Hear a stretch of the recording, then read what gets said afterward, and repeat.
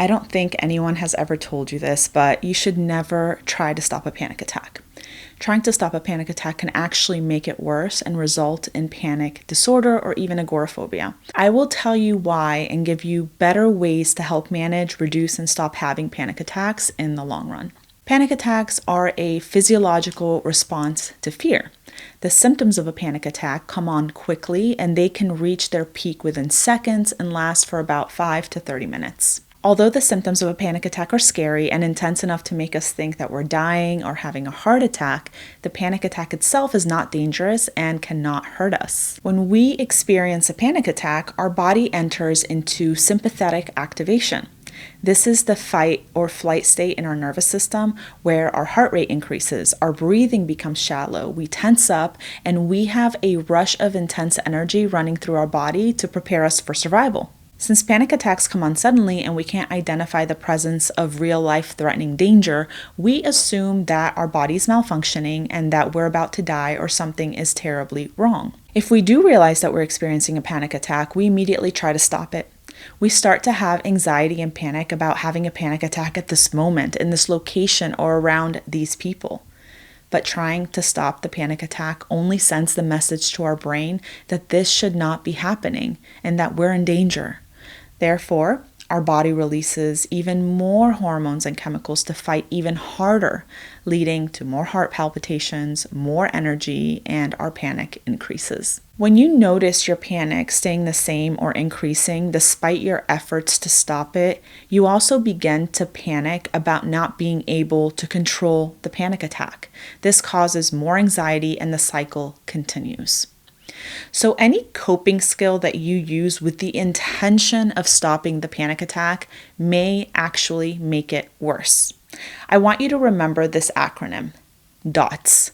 The D stands for distractions. This is anything you use to distract yourself from the anxiety and the challenging emotions, like TV or video games. The O stands for opting out. This is avoiding people, situations, conversations, and places out of fear of experiencing anxiety and panic. The T stands for thinking. So spending a lot of time ruminating, creating the perfect plan in your mind, blaming yourself or others, judging yourself, or anything else that goes on up here to overanalyze the situation instead of being in it. And the S stands for substance use and self-harm.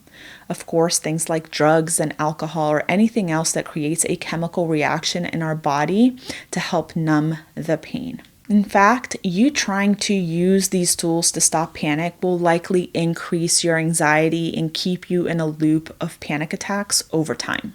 I want you to understand the cycle of anxiety. A lot of these things that I mentioned in the DOTS acronym create immediate relief and short-term anxiety decrease.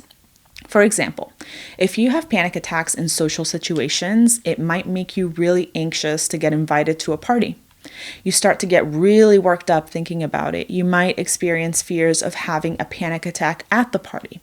So to relieve this anxiety, you choose the O out of the DOTS acronym, which again stands for opting out. This gives you immediate relief from your anxiety. You no longer have to worry about going.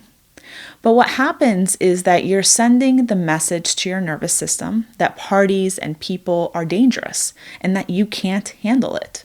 So it reinforces the belief that parties are unsafe, leading even to more anxiety next time. And this anxiety can actually bleed into other similar situations, like having to interact at work or school or going to weddings or being out in public altogether, resulting in agoraphobia. When we lack acceptance, we continue to message our mind and body that we should fear anxiety and panic.